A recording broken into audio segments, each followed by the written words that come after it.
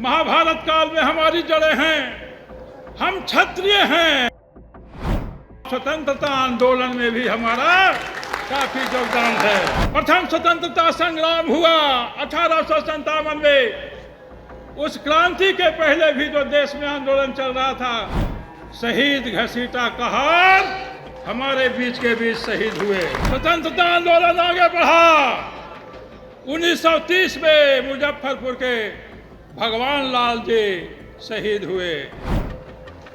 ये हमारा इतिहास है।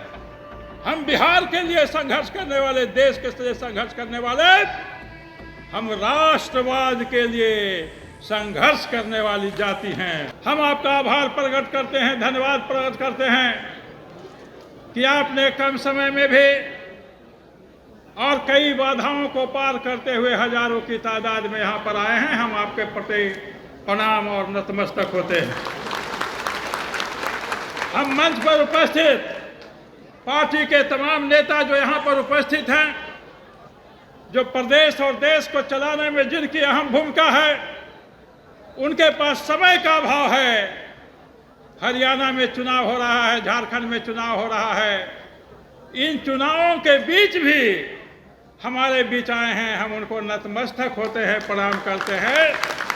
हमारे आदरणीय नेतागण, ये आपकी उपस्थित चंद्रवंशी भाइयों के लिए प्रेम का प्रतीक है, आदर का प्रतीक है। हम कहना चाहते हैं, ठीक है, जिंदाबाद तो है ये, इधर सुना। चंद्रवंशी एक ऐतिहासिक जाति है। आप सब जानते हैं। मंच के नेताओं को भी हम थोड़ा सा अध्यक्ष जी की अनुमति से 20 मिनट हमको दिया जाए, ताकि हम विषय को एक्सप्लेन कर दें। तो चंद्रवंशी एक ऐतिहासिक जाति है। हम महाराज जरासंध के वंशज हैं। महाभारत काल में हमारी जड़ें हैं। हम क्षत्रिय हैं और स्वतंत्रता आंदोलन में भी हमारा काफी योगदान है। जब भारत में प्रथम स्वतंत्रता संग्राम हुआ 1857 में, उस क्रांति के पहले भी जो देश में आंदोलन चल रहा था, शहीद घसीटा कहार हमारे बीच के बीच शहीद हुए।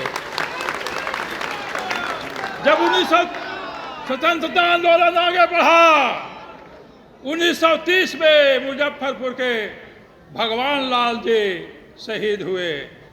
1942 में जब अंग्रेजों भारत छोड़ो का नारा चला, तो इसी बिहार में डुमराव में कपिल मुनि गोपाल जी ने सीने पर गोलियां खाई और मोकामा में 5 चंद्रवंशियों ने शहादत दी। ये हमारा इतिहास है। हम बिहार के लिए संघर्ष करने वाले, देश के लिए संघर्ष करने वाले, हम राष्ट्रवाद के लिए संघर्ष करने वाली जाति हैं। और आधुनिक काल में भी हमारी आबादी कम नहीं है। यहाँ बिहार सरकार के सारे प्रभावशाली नेता उपस्थित के बीच में कहना चाहता हूं कि अंग्रेजों के समय में जो जनगणना हुआ था, हमारी आबादी 2% पाई गई थी। लेकिन इस बार जो जनगणना हुई है, उसमें हमारी आबादी 1.65% पाई गई है। सुनने में 1.65 कम लगता है, लेकिन 1% से ज्यादा आबादी वाली बिहार में 15-20 जातियां ही हैं, ज्यादा नहीं हैं। तो हम 1.65 की आबादी वाले हैं।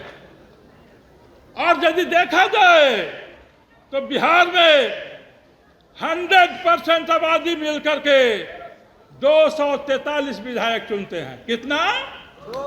243। तो अगर गणित का एक नियम लगाया जाए, जो 5वां 6ठा में पढ़ाई होता है, तो 100% आबादी के लिए 243 सीट, तो 1.65% आबादी के लिए 4 सीट बनती है। 4 सीट। लेकिन हमें खेद है कि हमारा एक ही विधायक है प्रेम कुमार, जो अभी अनुपस्थित है। तो ये जो स्थिति है, इसमें हम बदलाव चाहते हैं। तो हम बदलाव कैसे कर सकते हैं? हम बदलाव कर सकते हैं सबसे बड़ा तो शिक्षा से। शिक्षा से बढ़कर कोई बड़ा घीव नहीं है पहलवान बनाने वाला। हम परिवर्तन कर सकते हैं अपना खेती, किसानी, बिजनेस, व्यापार, और इनसे भी हम परिवर्तन कर सकते, लेकिन हम पीछे हैं। राजनीति में भी हम पीछे हैं। तो इस स्थिति में सुधार कैसे हो? हमारे नेताओं ने पढ़ा, समाज के विकास के लिए हमने 25 सूत्री नुस्खा दिया है, आप उसको पढ़िएगा पीला पंपलेट में। तो हम कहना चाहते हैं कि हम स्थिति में सुधार कर सकते हैं शिक्षा से, एकता से, और शिक्षा और एकता के सहारे जब संघर्ष चलावेंगे तो हमारा बदलाव सुनिश्चित है, कोई शक नहीं। विकास का सबसे बड़ा साधन, विकास का सबसे बड़ा साधन, सुनो सुनो सुनो, विकास का सबसे बड़ा साधन शिक्षा है। दूसरा साधन बिजनेस और व्यापार है। अगर तीसरा सबसे बड़ा साधन माना जाए तो वह है राजनीति। इसलिए हम नौजवानों को आह्वान करते हैं कि शर्ट फेंको, कुर्ता पहनो, राजनीति पर कब्जा जमाओ।